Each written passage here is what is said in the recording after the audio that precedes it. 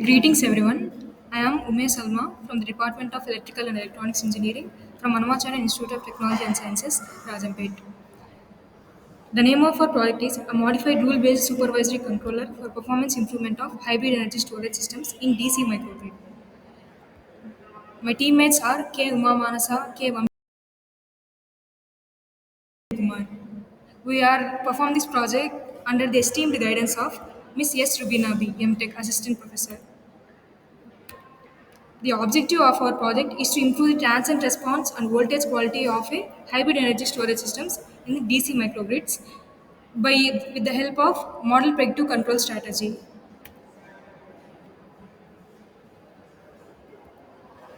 To give a brief overview of our project, filtration based power allocation of battery supercapacitor hybrid energy storage systems. It is one of the most common approach in DC microgrids. In this method, a low pass or high pass filter is utilized to decompose the input current of HESS into high frequency and low frequency components. The high frequency components are then sent to the supercapacitor and the low frequency component are then sent to the battery energy storage systems or battery. So to avoid state of charge violation of supercapacitor, this method requires a rule-based supervisory controller, but it may result in the discontinuous operation of SC. To overcome this discontinuous operation of supercapacitor, this project proposes a MPC strategy, that is a model predictive control strategy that works along with high pass filter to perform the power allocation between the battery and supercapacitor. Coming to the existing system, the existing system is a conventional filtration based strategy. In the conventional filtration based strategy, as said earlier, the high frequency components are then sent to the supercapacitor and the low frequency components are sent to the battery energy storage systems. The conventional filtration based strategy consists of a rule based supervisory controller. Here, the work of the rule based supervisory controller is to deviate the input components to the BESS as it only operates if the state of charge of supercapacitor violates a predefined range. The disadvantages of the existing system are that it cannot limit the SOC violation, that is the state of charge of violation of supercapacitor in a predefined range. And it may also lead to the discontinuous operation of supercapacitor due to the frequent switching between the battery and supercapacitor. Now, coming to our proposed method, our proposed method is a combination of filtration based and along with the model paid to control strategy. Both of the filtration based and model paid to control strategy combine together to form our proposed system.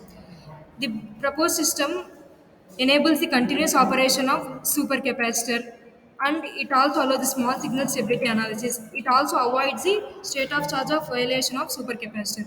It improves the transient response and voltage quality of the entire system.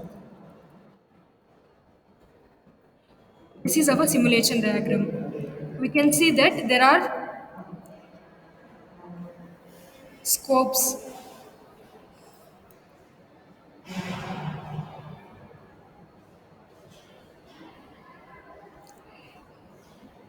Here, this is a supercapacitor scope. This is a battery scope. This is a combined control battery supercapacitor. This is a P scope.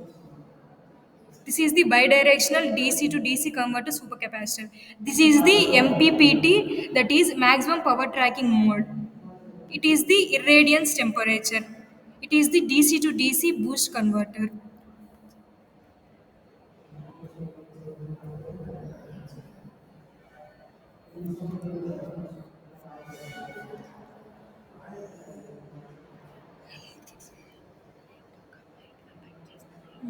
Here, the battery and supercapacitor combined together gives this output.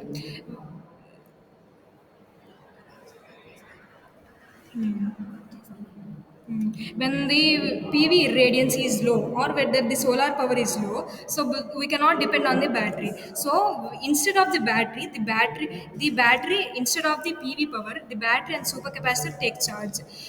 But the problem is, if only we consider battery, there is a problem that it charge, it takes up to 2 hours to get charged.